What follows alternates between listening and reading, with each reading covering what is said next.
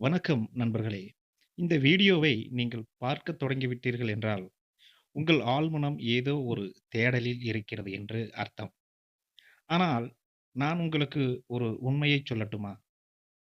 நீங்கள் இதுவரை எதைத் தேடி அலைந்தீர்களோ, எதற்காக காத்துக் கொண்டிருந்தீர்களோ, அது உங்களுக்கு கிடைக்காமல் போனதற்கு ஒரே ஒரு காரணம் தான் இருக்கிறது.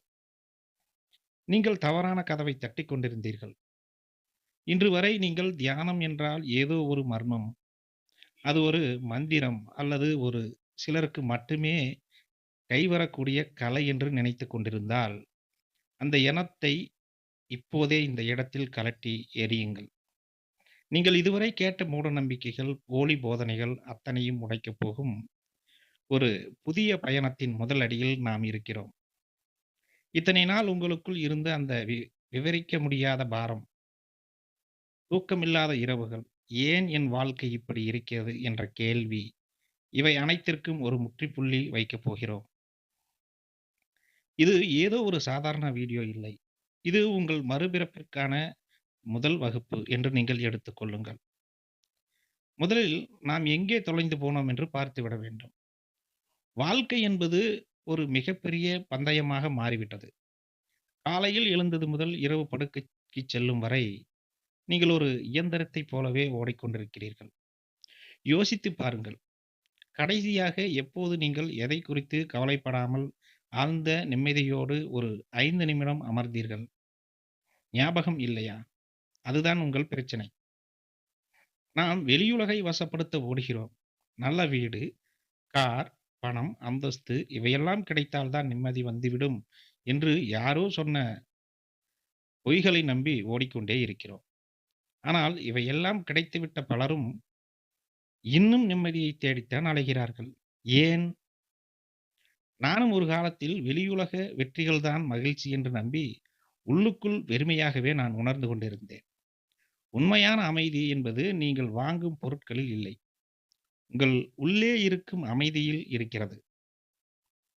நாம் வெளியுலகில் லிவிங் செய்கிறோம். ஆனால் உள்ளுக்குள் மிஸ்ஸிங் செய்கிறோம். இந்த இடைவெளியை நிரப்புவதுதான் உண்மையான தியானம். தியானம் மூடநம்பிக்கைகளை நாம் உடைத்தே ஆக வேண்டும். அடுத்ததாக இதை பார்ப்போம். இங்கேதான் நாம் மிக முக்கியமாக பேச வேண்டும். தியானத்தை பற்றி பல தசாப்தங்களை பரப்பப்பட்ட பலரை இதிலிருந்து விலகி ஓட வைத்திருக்கிறது.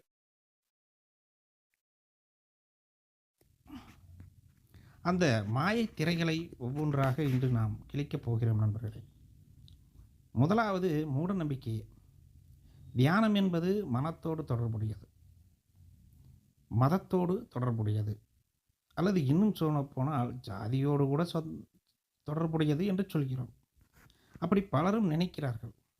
தியானம் செய்ய வேண்டும் என்றால் ஒரு குறிப்பிட்ட மதத்தை சார்ந்திருக்க வேண்டும் அல்லது ஒரு தெய்வத்தை வணங்க வேண்டும் என்று இல்லை. தியானம் என்பது ஒரு மனப்பயிற்சி. உடல் ஆரோக்கியத்திற்கு எப்படி உடற்பயிற்சி தேவையோ அதுபோல மன ஆரோக்கியத்திற்கு இது ஒரு பயிற்சி. இதற்கு மதம், ஜாதி, மொழி என்ற எந்த எல்லையுமே கிடையாது. நாம் பார்க்க போவது இரண்டாவது, சடங்குகள் செய்தால்தான் தியானம் பலிக்கும். ஊதுபத்தி ஏற்றுவது, குறிப்பிட்ட திசையை நோக்கி அமர்வது, விபூதி பூசுவது இவை அனைத்தும் புறச்செயல்கள். இவை உங்களுக்கு ஒரு நிம்மதியான சூழலை தரலாமே தவிர இதுவே தியானம் கிடையாது. உங்கள் உள்ளே நடக்கும் மாற்றம்தான் இதற்கு மிக காரணமாக இருக்கிறது. மூன்றாவது, தியானம் செய்தால் உலகத்தை வெறுத்துவிட வேண்டும். இது மிகப்பெரிய பொய். உண்மையில் தியானம் செய்பவன்தான் உலகத்தை மிக அழகாக ரசிக்க முடியும். மிகவும் விழிப்புணர்வோடு அவர்கள்தான் இருப்பார்கள். உங்களுக்கு பிடித்த உணவை சாப்பிடும்போது அதன் சுவையை முழுமையாக உணர்வதும் தியானம்தான். உங்கள் வேலையை முழு கவனத்துடன் செய்வதும் தியானம்தான். ஆகவே விழிப்போடு இருக்க வேண்டும். நான்காவது, இது வயதானவர்களுக்கானது. இதுதான் மிகப்பெரிய தவறு. ஒரு செடி வளரும் போதே அதற்கு சரியாக தண்ணீர் ஊற்ற வேண்டும். அதுபோல உங்கள் இளமை காலத்தில் தான் மனக்குழப்பங்கள் அதிகம் வரும். அந்த நேரத்தில் தான் உங்களுக்கு இந்த தெளிவு தேவைப்படுகிறது. வாழ்க்கையை இழந்த பிறகு தியானம் செய்வதை விட வாழ்க்கையை சரியாக வாழ்வதற்கு தியானம் செய்வதுதான் புத்திசாலித்தனம். ஆகவே இளைஞர்கள் சிறு வயதிலிருந்தே நாம் தியானத்தை கற்றுக்கொள்ள வேண்டும். முதுமை போன பிறகு நாம் அனைத்தையும் வாழ்ந்து இன்பம், துன்பம், கவலைகள், துன்பங்கள் என்று அனைத்தையும் வாழ்ந்த பிறகு தியானம் செய்வேன் என்ற அடம் பிடித்துக் கொண்டால், எப்படி நாம் இளமை காலத்தை விழிப்புணர்வோடு நமக்கு தேவையான வாழ்க்கையை வாழ முடியும்? இங்கு மக்கள் நிறைய தவறுகள் செய்கிறார்கள். இதை நீங்கள் இன்று புரிந்து கொண்டீர்கள். நாம் அடுத்து பார்க்கப் போவது தியானத்தின் பின்னால் இருக்கும் அறிவியலை பார்க்கப் போகிறோம். தியானம் என்பது ஏதோ ஒரு அந்தரத்தில் பேசும் விஷயம் அல்ல. இதற்கு பின்னால் ஒரு மிகப்பெரிய அறிவியல் உண்மை ஒளிந்திருக்கிறது. தியானம் செய்யும்போது உங்கள் மூளையில் என்ன நடக்கிறது என்று உங்களுக்கு தெரியுமா? நமது மூளையில் அமிக்டலா என்ற ஒரு பகுதி இருக்கிறது. இதுதான் கோபம், பயம், பதற்றம் போன்ற உணர்ச்சிகளை கையாளும் மையம். நாம் மன அழுத்தத்தில் இருக்கும்போது இந்த பகுதி எப்போதும் விழிப்பிலேயே இருக்கும். அதனால தான் நமக்கு சின்ன சின்ன விஷயங்களுக்கு கூட கோபமும் பதற்றமும் வருகிறது. ஆனால் நீங்கள் தொடர்ந்து தியானம் செய்யும்போது இந்த அமிக்டலாவின் அளவு சுருங்கத் தொடங்குகிறது என்று அறிவியல் பூர்வமாக நிரூபிக்கப்பட்டும் இருக்கிறது.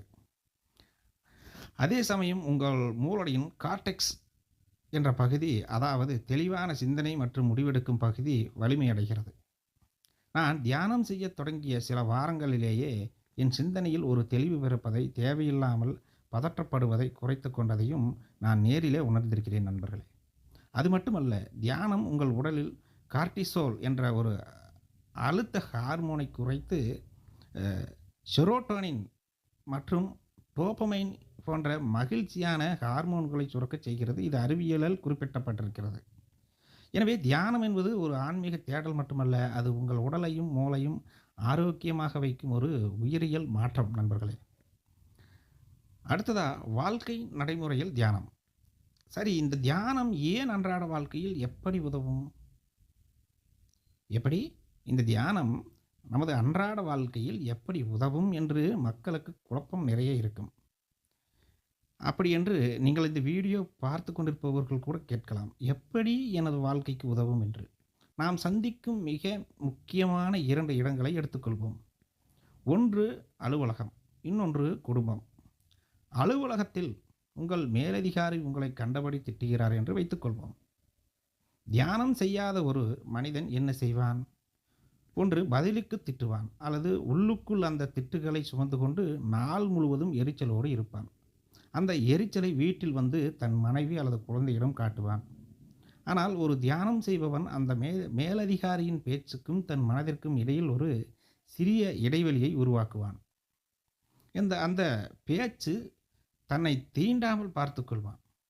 அவர் தன் கோபத்தை காட்டுகிறார், அது அவருடைய பிரச்சனை என்று ஒரு தெளிவு அவனுக்கு இருக்கும்.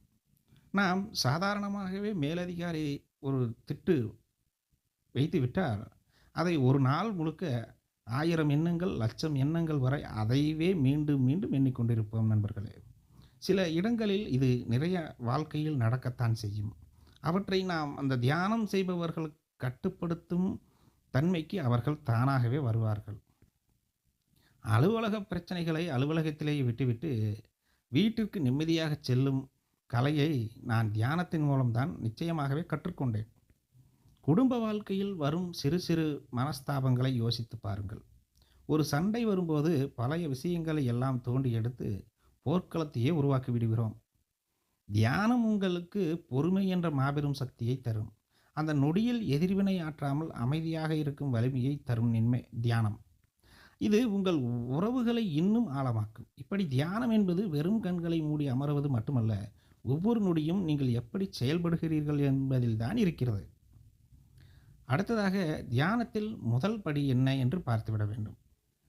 தி ஃபர்ஸ்ட் ப்ராக்டிஸ் என்று கூறுவோம். இப்போது நாம் நேரடியாக பயிற்சிக்கு செல்ல வேண்டியிருக்கிறது. இன்று இந்த முதல் வீடியோ என்பதால் நாம் அஸ்திவாரத்தை பலப்படுத்தப் போகிறோம். இது என்ன அஸ்திவாரம்? தியானம் என்பது ஒரு செயல் அல்ல, அது ஒரு நிலை. நீங்கள் எதை செய்ய தேவையில்லை, சும்மா இருந்தால் போதும். சும்மா இருப்பது என்பதுதான் உலகிலேயே கடினமான வேலை என்று சொல்வார்கள். ஏனென்றால் நம் மனம் எதையாவது பிடித்து கொண்டு ஆட்டப் பழகிவிட்டது. நம்மையாட்டும். இது நடக்காது, அது நடக்காது. நாம் எதை வேண்டும் என்கிறோமோ அதை மனம் வேண்டாம் என்று சொல்லும். இப்போது நீங்கள் என்ன செய்ய வேண்டும் என்றால், ஒரு நாளைக்கு வெறும் 10 நிமிடம் ஒதுக்குங்கள். எங்கே அமர்ந்தாலும் சரி, ஆனால் முதுகெலும்பு நேராக இருக்கட்டும். ஏன் முதுகெலும்பு நேராக இருக்க வேண்டும் என்று சந்தேகங்கள் வரும். என்னால் முதுகை நேராக வைத்துக்கொள்ள முடியவில்லை. ஆரம்பத்தில் அப்படித்தான் இருக்கும். இது தியானத்தின் கட்டுப்பாடு அல்ல. ஒரு ஆற்றல் கீழிருந்து மேலே பாயும்போது முதுகெலும்பு தன்மை நேராக இருந்தால் ஆற்றல் சீராக பாயும். அதற்காகத்தான் இதை அறிவியல் மூலமாகவே கூறியிருக்கிறார்கள். ஆரம்ப காலத்தில் சற்று முதுகை சாய்த்து கொண்டாலும் பரவாயில்லை. ஆனால் ஆரம்ப காலம் 10 நிமிடங்கள் நீங்கள் ஒதுக்கி பழகுங்கள். தினமும் செய்து வர வர உங்களுக்கு விழிப்புணர்வு அதிகமாகும். அந்த விழிப்புணர்வை தக்க வைக்கும்போது ஒரு கருவி போல உங்களுக்கு இந்த தியானம் பயன்படும். இதை நீங்கள் சரியாக தெரிந்து கொள்ளுங்கள். ஏன் இதை அழுத்தமாக கூறுகிறோம் என்றால், என்னால் நேராக அமர முடியவில்லை, கால்களை இறுக்கி அமர முடியவில்லை, சப்பனமிட்டு அமர முடியவில்லை என்று மக்கள் கூறுகிறார்கள். ஆரம்பத்தில் அப்படித்தான் இருக்கும். அவற்றை சரி செய்வதற்குத்தான் பாதி நாட்கள் சென்று விடுகிறது. இந்த 10 நிமிடத்தில் கூட உங்களால் உட்கார முடியாமல் நீங்கள் நிலையில் இருக்கிறீர்கள் என்பதை நீங்கள் இந்த 10 நிமிடங்களில் உணர்ந்து கொள்ள முடியும். உங்களை நீங்கள் உணர்ந்து கொண்டீர்கள் என்றால் அடுத்த 10 நிமிடம் செய்யும்போது உங்களுக்கு கை கொடுக்கும். அப்போதுதான் இது கை கொடுக்கும். நீங்கள் என்ன செய்கிறீர்கள்? இதுவரை எப்படி வேண்டுமானாலும் அமரக்கூடாது என்று நினைத்து கொண்டிருந்தீர்கள். உங்கள் மனம், உடல் சரியான நிலைக்கு வரும் வரையிலும் நீங்கள் தியானத்தை தொடர்ந்து செய்ய வேண்டும். எப்படி இருந்தாலும் பரவாயில்லை, 10 நிமிடங்கள் உங்களுக்கென்று ஒதுக்கிக் கொள்ளுங்கள். இதுதான் குறிப்பிட்ட நேரம் என்று. அதேபோல இந்த நேரத்தில் தான் செய்ய வேண்டும் என்பது கிடையாது. காலையில் 4 மணிக்கு செய்ய வேண்டும், 5 மணிக்கு செய்ய வேண்டும், 6 மணிக்கு செய்ய வேண்டும் என்பது இல்லை. உங்களுக்கு நேரம் எப்போது கிடைக்கிறதோ அப்போது 10 நிமிடத்தை ஒதுக்கிக் கொள்ளுங்கள். காலையில் மாலையிலும் 2 வேளைகளும் செய்து பாருங்கள். இப்போது நீங்கள் கண்களை மூடிக்கொள்ளுங்கள். எதையும் நினைக்காதீர்கள் என்று நான் சொல்ல மாட்டேன். உங்கள் மனம் எங்கே போகிறது என்று மட்டும் கவனியுங்கள். அது கடந்த காலத்திற்கு போய் யாரையாவது திட்டுகிறதா, அல்லது எதிர்காலத்திற்கு போய் பயப்படுகிறதா? எதையும் தடுக்காதீர்கள் நண்பர்களே. ஒரு குழந்தையை வேடிக்கை பார்ப்பது போல உங்கள் மனதை வேடிக்கை பாருங்கள். இதுதான் சாட்சி பாவம். இந்த ஒரு பயிற்சியை தொடங்கும் போதுதான் நீங்கள் உங்கள் மனதிலிருந்து மெல்ல மெல்ல விடுபடத் தொடங்குவீர்கள். நிச்சயமாகவே இந்த பயிற்சிகள் ஏன் முக்கியம்? அடுத்ததாக வரவது அதுதான். பலர் ஒரு நாள் தியானம் செய்வார்கள், ஒன்றும் நடக்கவில்லையே என்று விட்டு விடுகிறார்கள். ஜிம்முக்கு ஒரு நாள் போய்விட்டு வந்து கண்ணாடி முன்னால் நின்று சதை வளர்ந்து விட்டதா என்று பார்ப்பது போலத்தான் இதுவும். தியானம் என்பது ஒரு பயிற்சி. நமது உயிர் பிரியும் வரையிலும் அது நடக்கக்கூடிய ஒன்று. உங்கள் மூளைக்கு நீங்கள் கொடுக்கும் ஒரு பயிற்சி. இத்தனை ஆண்டு காலம் உங்கள் மனம் ஒரு காட்டுக்குதிரையைப் போல தறிகட்டு ஓடி பழகிவிட்டது. அதை ஒரே நாளில் அடக்க முடியாது. அதற்கு அன்பும் நிதானமும் தேவை. ஒவ்வொரு நாளும் நீங்கள் அமரும்போது உங்கள் ஆழ்மனதில் இருக்கும் அழுக்குகள் வெளியே வரும். கோபம் வரலாம், அழுகை வரலாம், ஏதோ ஒரு பழைய கசப்பான நினைவு வந்து உங்களை வாட்டி வதைக்கலாம். இது மிக நல்லது. ஏன் நல்லது? எப்படி இது நல்லது என்று கூறுகிறார் இவர் என்று சொல்லலாம். நண்பர்களே, இதுவரை உங்கள் ஆழ்மனதில் இருக்கும் அழுக்குகள், கோபங்கள், கசப்பான நிகழ்வுகள் அவை மேலெழுந்து வருகின்றன. மேலெழுந்து வந்து அவை அழிவதற்கு தயாராகிவிட்டன என்பதை நீங்கள் தெரிந்து கொள்ளுங்கள்.